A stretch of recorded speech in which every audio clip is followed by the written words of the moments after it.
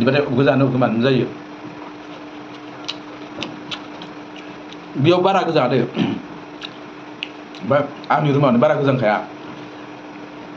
माबायाव गोजां बोथोराव बिराद मोजां थान्दा आरो फांखा होलायबावदो सानदि